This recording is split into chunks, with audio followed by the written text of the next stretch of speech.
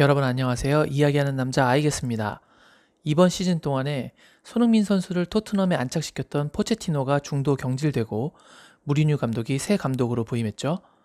그리고 이제 한 시즌 동안 두 감독 밑에서 뛴 손흥민 선수의 경기 수가 많이 비슷해졌습니다. 많은 팬들이 두 감독 밑에서 손흥민 선수의 차이를 잘 알고 계시고 많은 이야기들을 하고 계십니다. 수비 가담을 너무 많이 시킨다, 윙백으로 쓰고 있다 등등. 그래서 저는 오늘 그런 부분을 스탯을 통해서 숫자로 확인하실 수 있는 시간을 마련하고자 합니다.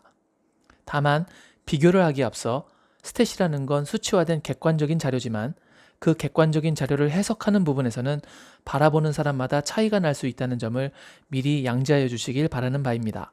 그럼 이제 두 감독 사이에서의 손흥민 스탯 비교 시작하겠습니다. 우선 경기 수입니다. 이번 시즌 손흥민 선수는 포체티노 감독 밑에서 리그와 컵, 챔스 포함 15경기를 뛰었고 무리뉴 감독 밑에서는 14경기를 뛰었습니다. 포체티노 감독 밑에서 뛴 경기 수가 한 경기 더 많네요. 하지만 오히려 출장 시간은 무리뉴 감독 쪽이 더 많았습니다. 포체티노 감독 밑에서는 1064분, 무리뉴 밑에서는 1103분을 뛰었습니다. 무리뉴 체제에서 39분을 더 뛰었네요.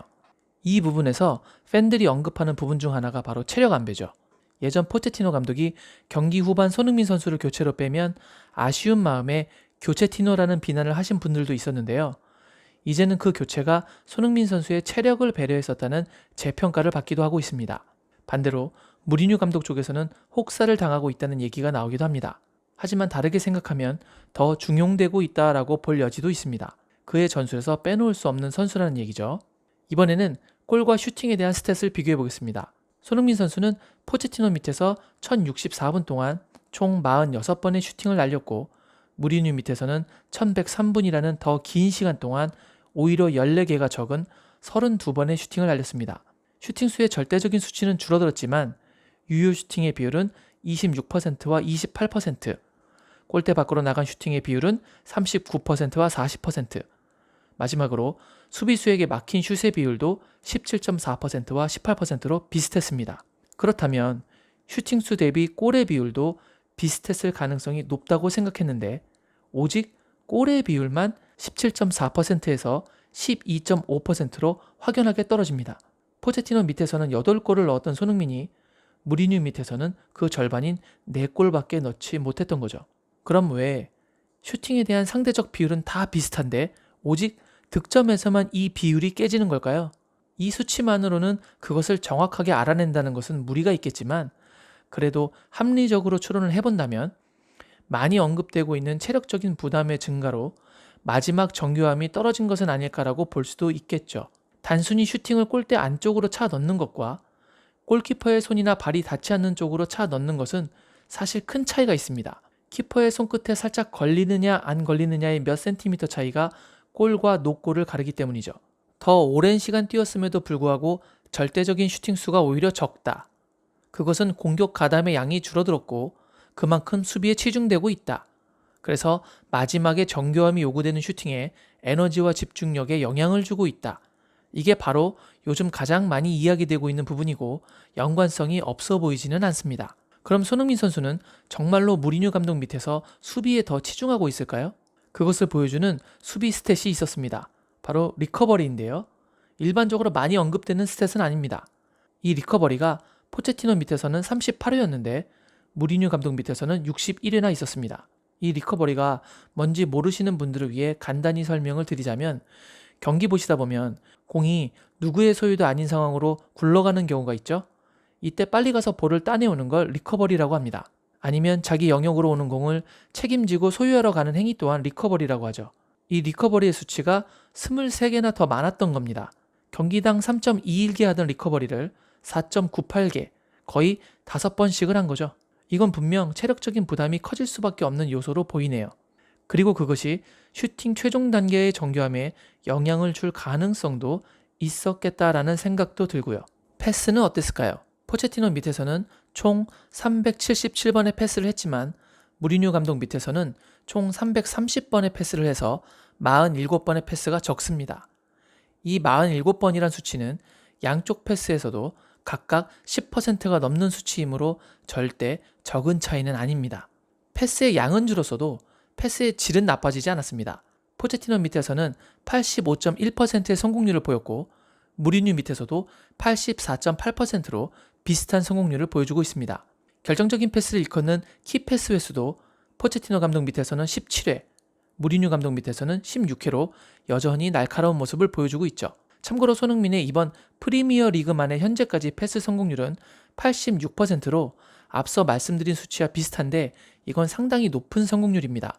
케빈 데브라이너는 81.9%, 마네는 81.36%, 살라는 76.99%, 피르미누는 79.43%인 것을 보면 손흥민 선수의 86%라는 패스 정확도는 상당히 높은 편이라고 볼 수 있죠. 이 수치들을 보면 손흥민의 패스 능력은 양 감독 하에서 크게 달라지지 않았다.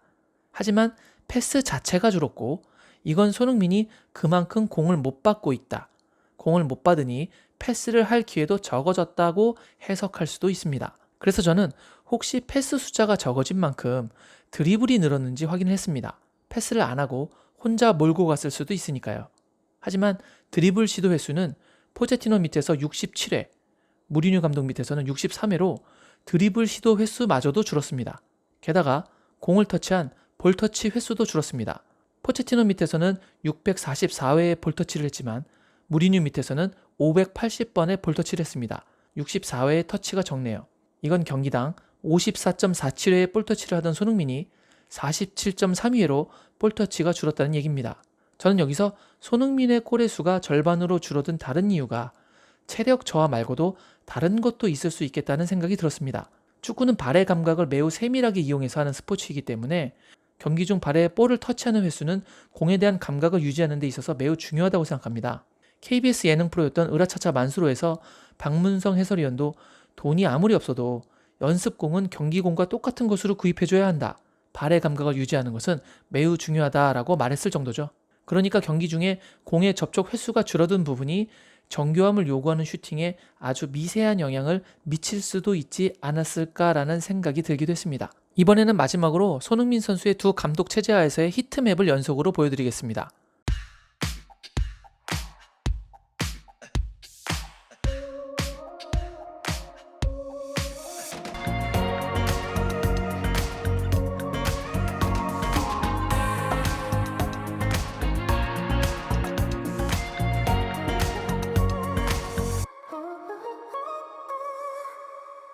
어떤가요? 잘 눈에 들어오시나요? 이번에는 과연 수비 부담이 확연하게 늘었는지 비교하기 위해 수비 지역 히트맵만을 비교해서 보여드리도록 하겠습니다.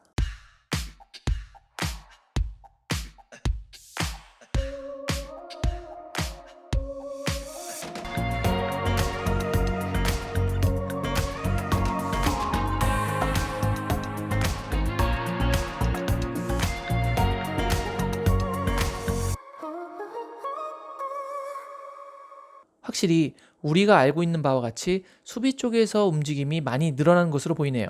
그리고 이게 스프린트의 횟수와 거리를 증가시키고 있다는 것도 많은 분들이 얘기하고 있는 부분이죠.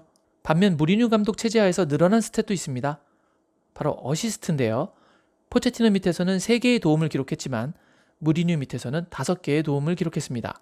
골이 줄고 도움이 늘었다는 것은 해석하기에 따라 다를 수도 있겠지만 제 개인적으로는 손흥민 선수의 팀 내 역할에 분명 큰 변화가 있었고 그게 수치로 드러나고 있다라고 생각하게 됩니다.